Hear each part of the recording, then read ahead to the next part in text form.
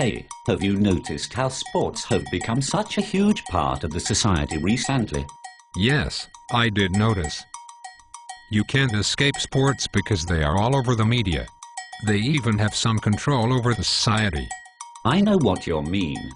Every channel on TV or any magazine I look at, there are always sports. For example, I just read an article by James H. Free and Stanley Ifson.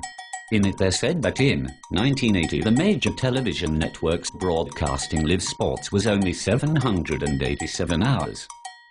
Then in 1990 the amount of hours when sports were programmed grew to 7,341.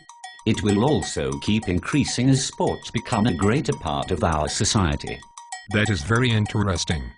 Now that you are mentioning the effects that it will have on society, I can only imagine what effect it will have on females. There are lots of gender inequalities that undermine women in sports. I do not see it having a big effect on women because I feel that both men and women are as presented equally in the sports world. For instance, soccer and basketball, which are both unisex sports. Also in Joanne Biss's article she states that, from 1988 to 1996 there has been an 11% increase for women in the Summer Olympics. This shows how the gender inequality line has been broken. It is actually the opposite because there are plenty of inequalities present in those sports for women. In Joanne Biss's article she explains how the women's national soccer team is underrepresented in their athletic performances. She states how in the 1999 coverage of the Women's World Cup, the majority of the focus was not on their athletic capability, but instead their femininity and their off-the-field families and life. This view that we get of women in the media gives the society the impression that women do not get the same focus in sports as men do. Now that you mention that, I can see how it will have an effect on women.